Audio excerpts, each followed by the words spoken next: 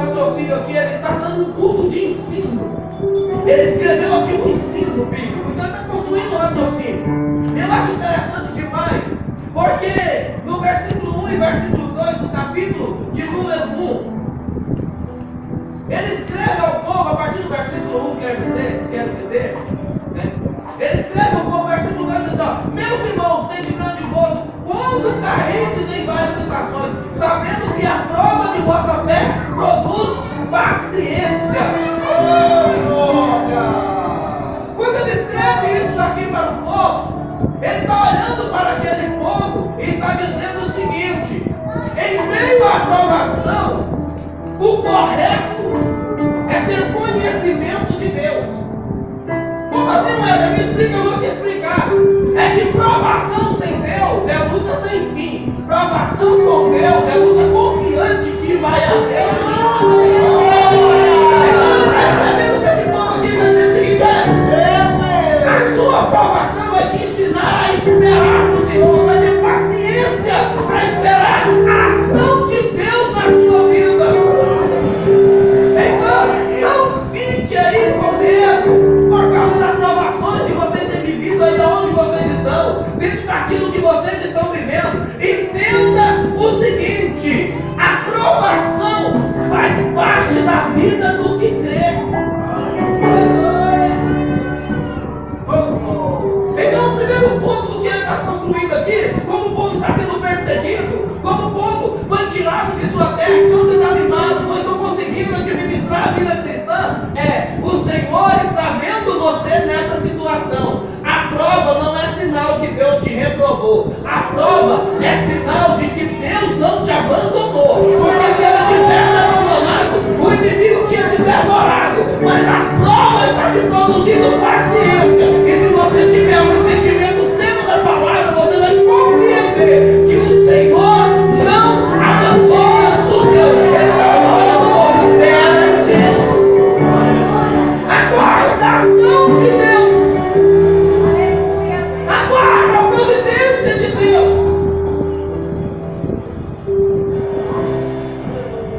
Ele aplica essa palavra, e eu acho interessante demais, porque ele diz assim, o versículo 5: se algum de vós te falta sabedoria, peça a Deus, que a todos dá liberadamente e não lança em rosto. Peça e semeará. Ele está olhando aqui e talvez, sabendo notícias do que o povo está vivendo, do que está acontecendo, ele está dizendo o seguinte: deixa eu te falar uma coisa. Quando você aprender a aplicar a palavra de Deus na sua vida, você vai compreender que a prova não te mata, ela te fortalece. Mas se você não está tendo sabedoria para administrar a situação, o caos que tornou, está tudo difícil. Você não está conseguindo resolver o problema. Você não está tendo sabedoria para administrar o casamento que está em crise, para administrar o trabalho, o emprego que você não está conseguindo realizar da maneira correta, para administrar a família que Deus te deu. Se você não está tendo sabedoria para administrar aquilo que Deus colocou na sua vida, então a partir de agora, aprenda o seguinte: aplique essa palavra na sua vida, peça a Deus. Está dando sabedoria, então quando for orar, ora dizendo: Senhor, me dê sabedoria dentro dessa situação. Entenda que a provação não é o fim, ela só está produzindo paciência, ela só está te ensinando a esperar em Deus, ela só está te ensinando a não se assustar com os problemas, e a sabedoria que vem do alto virá sobre a sua vida, e a solução de Deus chegará para você.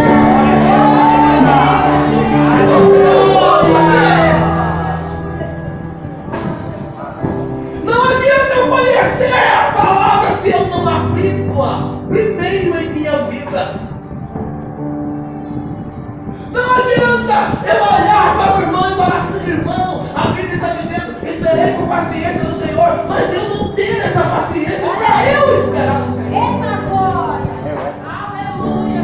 Não adianta eu ser um bom conselheiro para você se eu não consigo aplicar os meus conselhos na minha vida. Não adianta eu orar bem pela sua vida se eu não consigo orar pela minha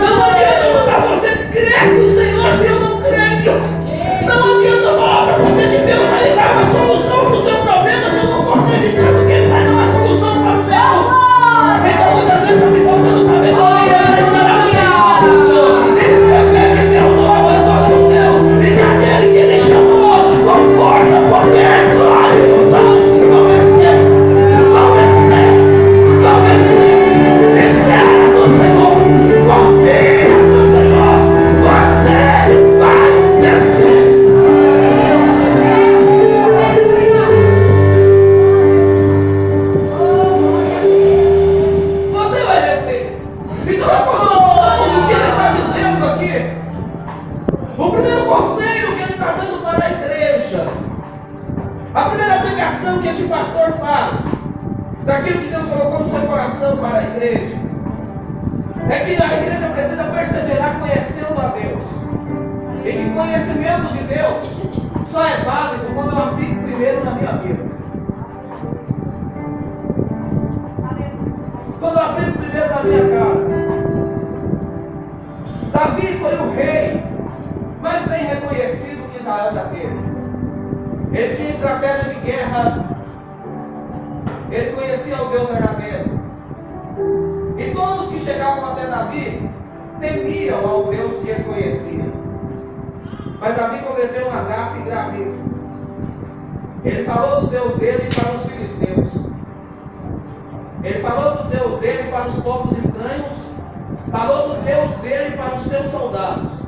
Mas esqueceu de apresentar o Deus dele para os seus filhos dentro de casa. Aleluia, Jesus. Um força irmão, o outro mata o que forçou, foge de casa, volta para casa, rebelia contra o pai tem que fugir.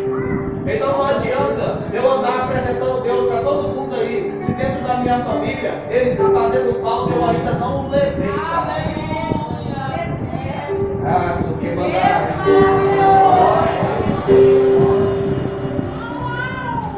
Fortalecendo no Senhor e na força do seu poder. Primeiro aqui, para depois lá. Primeira edificação é construída aqui dentro. Então, olha só, olha o raciocínio do pastor Tiago. Ele estava olhando para o povo e estava dizendo: a igreja está sendo perseguida, mas não deixou de crescer. Só que se crescer desordenada, lá na frente eles vão parar. Então, primeiro eu preciso alicerçar esse povo. Ele olha para eles e diz: você já conhece Jesus? O que você conhece de Jesus já aplicou na sua vida?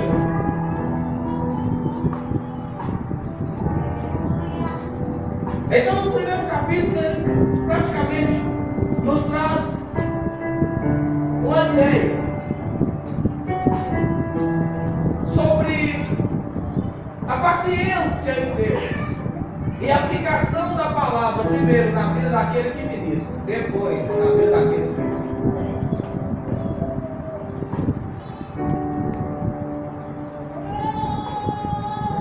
O fogo arderá continualmente sobre o alto. A ação de Deus na igreja não vem daí para cá, ela tem que sair daqui.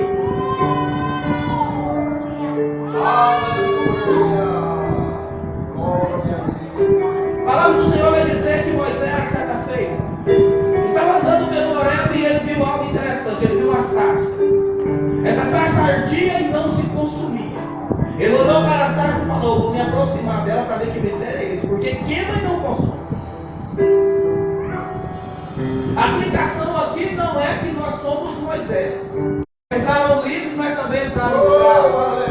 Entraram ricos, mas também entraram pobres. E ela se acha no costume mundano que quando havia uma reunião, os pobres se sentavam no extrato onde os ricos colocavam os pés. Eles não se... E agora na igreja, pastor, o escravo que trabalha o dia todo para o seu senhor lá fora se torna obreiro. E o Senhor vem congregar com ele. Então lá fora, o Senhor está dando ordem para o escravo. Dentro da igreja, o escravo está ensinando o Senhor. Isso não entrava na cabeça do mundo. Ele está olhando e dizendo: não, mas ele é meu. Eu sou o dono dessa escrava. Ele diz que na igreja tem autoridade. Só. Aleluia! Não poderiam aceitar isso. E os pastores, vendo as pessoas da sociedade chegando, eles começaram a dar alguns privilégios para os mais ricos. Capítulo 2, versículo 2. Por quê? Se nós nos ajuntarmos alguns homens com um anel de ouro no dedo, com vestes preciosas, e entrar também alguns pobres, com sorte das vestimentas, atentais para o que traz a veste preciosa. Ele disseste: assenta tu aqui no lugar de honra, e disseste ao pobre: tu fica aí, assentado no extratos dos meus bens. Olha só, o Tiago está olhando e está dizendo: por que quando chega alguém com situação financeira mais equilibrada na igreja, dá atenção para ele, dá prioridade para ele. Quando chega alguém que não tem dinheiro, você não dá. É um sermão pastoral essa cara. Ele está olhando e está dizendo: aqui dentro ninguém é melhor que ninguém. Onde cabe um, o outro também tem que caber. Aleluia. Cristo não fez acepção de ninguém para salvar. Aleluia.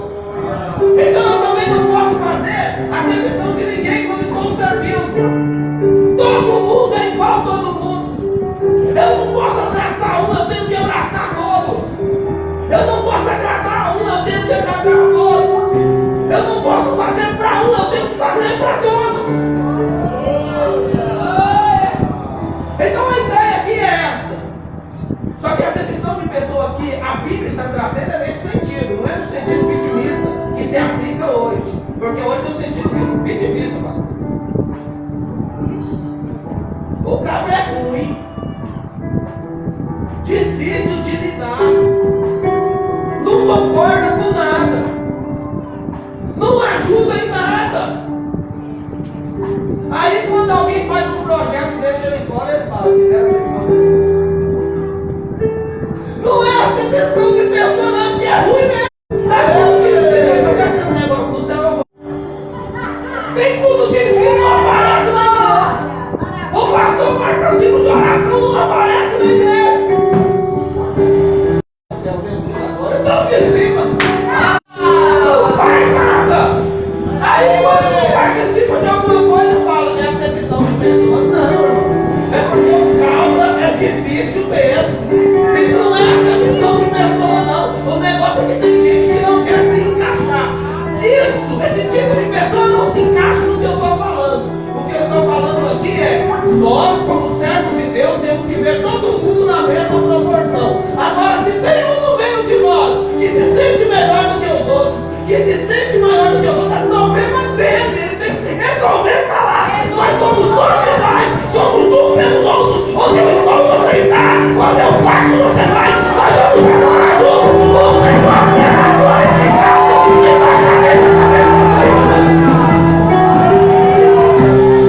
Ninguém fica para trás. Nós vamos juntos, vamos vencer juntos. Porque o nosso Deus também nos chamou. Então é uma construção. Primeira coisa, não adianta aplicar na vida dos outros a palavra se não aplicar na sua. Segunda, não adianta você dar prioridade para alguns, porque Jesus olha todo mundo igual.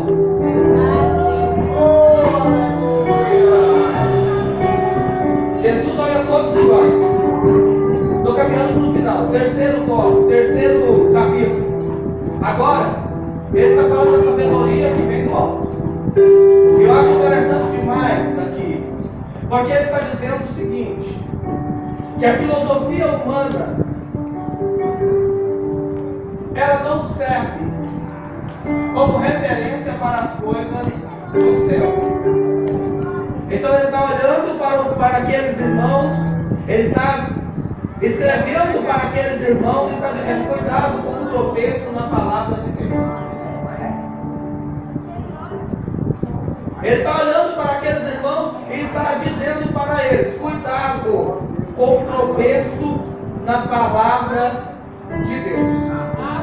Primeira coisa, antes de tentar dominar os outros, eu acho interessante demais, porque ele fala assim: ó, a língua é um pequeno órgão que incendeia o corpo todo. Ele está olhando e está dizendo o seguinte: antes de tentar dominar os outros, domine a si mesmo, domine o próprio. Antes de você olhar para alguém e dizer para ele que ele não está fazendo certo, se corrija. E ele está olhando para os obreiros, para os líderes, para os mestres daquela época, e está dizendo para eles o seguinte: você só sobe no púlpito para falar se você tiver o que dizer. Isso é um... Você só vai na casa de alguém para aconselhar se você tiver um conselho para dar. Você só impõe a mão sobre alguém para orar se você tiver intimidade com Deus em oração. Ele está olhando para esse povo aqui, ele está dizendo: não tropece na palavra de Deus, e principalmente não tropece nas suas palavras. O que você falar, confirma e cumpre. Não deixe a sua sua língua de dominar, porque ela tende para as coisas da terra. A carne está lutando contra o espírito. Então toma muito cuidado quando for fazer uma visita para o irmão. Porque pode você chegar lá falando do Espírito Santo e sair de lá falando que ninguém é santo. Cuidado! Cuidado! Não tropece nas palavras que você fala. E não tropece na palavra de Deus. Se você tem de Deus para oferecer, ofereça o que você tem de Deus. Eu não tenho de Deus, então busca de Deus para depois oferecer alguma coisa. Cuidado com as palavras de canto, palavras mal faladas. Porque as palavras são como um tiro, né? São como um tiro. Ninguém dá um tiro, a bala sai e volta pro revólver. Depois que falou, acabou. Davi falou sobre isso. Enquanto eu pensei, ficou aqui. Eu falei, o inimigo pegou. Então, muito cuidado. Deus está falando, cuidado com o tropeço nas palavras. Ele está olhando para este povo e está dizendo o seguinte: domine sobre si. Capítulo 3, versículo 1 e 2. Meus irmãos, cuidem de vós, não sejam mestres, sabendo que receberão mais duro juízo. Olha só, já começa falando assim: você quer pregar, você quer ensinar, você quer ser líder, você quer ser o líder da visita, você quer fazer. Só entenda o seguinte: para você o juízo é mais duro. Toda a responsabilidade ela vai acarretar para você mais preocupação, vai ocupar mais o seu tempo. Se você quer o episcopado, boa coisa você deseja, mas ele traz responsabilidade que você também precisa assumir. Porque muitas vezes a gente olha para o pastor e fala assim: o pastor levantou o governo e tal. Outro negócio de Deus que desceu aqui agora, varão. O pastor levantou fulano e eu estou aqui. Cuidado com o que você deseja. Cuidado. Porque junto com aquilo que Deus te proporciona, sempre virá uma responsabilidade a mais. E aí a gente entra, eu vou passar aqui para a gente terminar. Capítulo 4. Onde está o tema da campanha. Capítulo 4 é muito interessante. Por quê? Porque depois de falar com aquele povo sobre intimidade com Deus, sobre preservar-se nas palavras, agora o pastor Tiago olha para aquele povo pedindo o seguinte: a primeira coisa que você precisa entender: a carne sempre vai ser inimiga do espírito. O que você mais alimentar é o que vai vencer. Então, o primeiro conselho que ele está dando aqui é: a natureza pecaminosa vai tentar usar o seu corpo, a sua língua, as suas ações para o mal. Vigia nisso daí, para que você não caia em tentação. Esse é o primeiro conselho. É um conselho muito importante. Ele dá esse primeiro conselho. Aqui ele aponta algumas características. Ele olha para aquele povo e diz o seguinte: olha, vocês estão pedindo e não estão recebendo. Por que não estão recebendo? Porque estão pedindo para os seus próprios deleites. Isso aqui é interessante demais. O que ele está falando, varão, é o seguinte: sabe por que eu não te dei aquilo que você pediu? Porque você quer para se mostrar. Se o meu carro está muito ruimzinho, me dá um carro novo, que aí eu vou passar na porta da casa do irmão devagarzinho. Entendeu? Aqui é só para a gente entender. Senão eu quero uma casa maior. E aí, quando a minha casa estiver pronta, e eu colocar o porcelanato que eu quero na parede, eu vou chamar o irmão. E ele vai morrer. Então o sentido aqui é esse: está pedindo e não está recebendo, porque está pedindo para o seu próprio deleite, está pedindo para você exaltar o seu coração naquilo que você quer. Aí pede, Deus não faz nada. Então aqui, a palavra que quer receber de Deus, não peça para você, mas peça para que Deus use através de você. Porque eu não peço algo só para me mostrar que eu não vou ter. E eu estou caminhando para o fim da mensagem. Então o nosso corpo está lutando contra o espírito. A nossa carne está tendendo para o que é mal. E aí ele está olhando para esse povo e está dizendo: vocês estão querendo receber de Deus, estão pedindo mal, mas não estão se dedicando à oração verdadeira. E agora eu vou falar. Como assim, ué? Vou explicar uma coisa para vocês. Oração tem que orar, mas também tem que ter ação. O maior problema que a gente está vendo hoje dentro das igrejas é que as pessoas oram, mas elas não agem. Elas dizem, Senhor, muda a minha situação. Elas oram, mas elas não fazem nada para a situação mudar. Então o Tiago está olhando para essa igreja aqui e está falando, enquanto você só clama e não faz nada, vai continuar do mesmo jeito. Agora quando você agir, a ação de Deus também virá. E a história vai mudar. Eu estou terminando a mensagem. E para a gente concretizar, ele olha para aquele povo e está olhando e está dizendo o seguinte: ouçam o que eu estou falando. Vamos para o versículo 7, para eu devolver o microfone. Ele diz: se sujeite a Deus.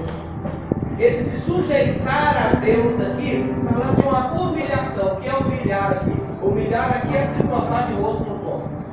Ele está olhando e falando: entenda o senhorio de Deus sobre a sua vida. Se sujeite a Deus. Por que eu preciso me sujeitar a Deus? Porque quando você se sujeitar a Deus, você vai aprender a resistir ao diabo. Escuta isso aqui, para a gente terminar. Para a gente terminar aqui, me ouça. Por que eu preciso me sujeitar a Deus? Porque quando você se sujeitar a Deus, você vai aprender a resistir ao. Enquanto eu não estiver prostrado na presença de Deus, eu não tenho resistência contra o inimigo. Enquanto eu não estiver prostrado na presença de Deus, o inimigo sempre vai se levantar contra a minha vida e vai me vencer. Então, quando eu aprender a me sujeitar verdadeiramente a Deus, automaticamente o inimigo vai perder legalidade na minha vida, na minha casa, na minha família, e Deus vai me dar a vitória. Então a ação de Deus aqui é essa: se sujeite a Deus. Entenda a soberania de Deus na sua vida. Você não vai precisar fazer nada contra o inimigo. Só que você está na presença de Deus, que ele vai fazer. Porque a única maneira de resistir ao diabo é não resistindo ao Espírito Santo. Amém? Eu vou parar com Deus abençoe em nome de Jesus. Amém, amém. O pastor pediu para eu fazer uma oração. Glória a Deus. A vida dos irmãos. Vamos lá. Glória.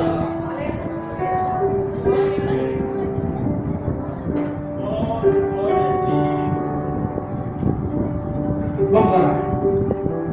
Deus eterno, em nome de Jesus. Pai, nessa noite nós estamos na tua presença e o teu povo está nesta campanha. Sujeitai-vos a Deus e resistir ao diabo. E ele vai fugir, irmão. Senhor, que neste momento o Senhor estenda as tuas mãos sobre a vida desta igreja. Que o Senhor derrame sobre a vida do teu povo a tua graça, o teu poder, a tua unção. Que o Senhor trabalhe, Senhor, em favor da vida de cada um dos teus filhos. Meu Deus, para que o conhecimento e sabedoria do céu, para que eles possam batalhar, Senhor, e vencer entendendo que não há ninguém maior do que o Senhor. E que a bênção do Senhor é real e verdadeira sobre a vida da tua igreja. Meu Pai, que nós venhamos nos prostrar na tua presença. Que o inimigo, Senhor, venha bater em retirada. Que venha de tudo aquilo que ele tem tentado, Senhor, afrontar, confrontar e realizar. Em nome de Jesus Cristo, Senhor, que a tua bênção seja sobre o teu povo. E as mãos do Senhor alcancem a tua igreja. E que a majestade do Senhor seja sobre a vida dos teus filhos. Pai, nós oramos crendo, nós oramos confiando na vitória desta igreja. E na vida dos teus irmãos, ó Pai, que estão fazendo essa campanha. Que o Senhor, meu Deus, derrame a tua bênção, a tua graça, a tua unção, o teu poder. Porque a vitória, Senhor, seja nossa. Pelo nome de nosso Senhor e Salvador Jesus Cristo. Meu Deus, assim nós oramos, ó Deus, nesta noite. E assim nós pedimos para a glória do Senhor. Em o nome de Jesus. Amém.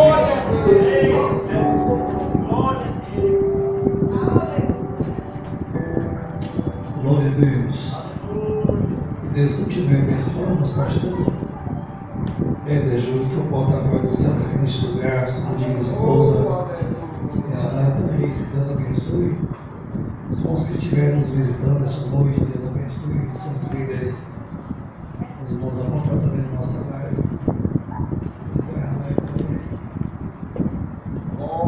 Irmão, sábado, nosso ciclo de oração vai ser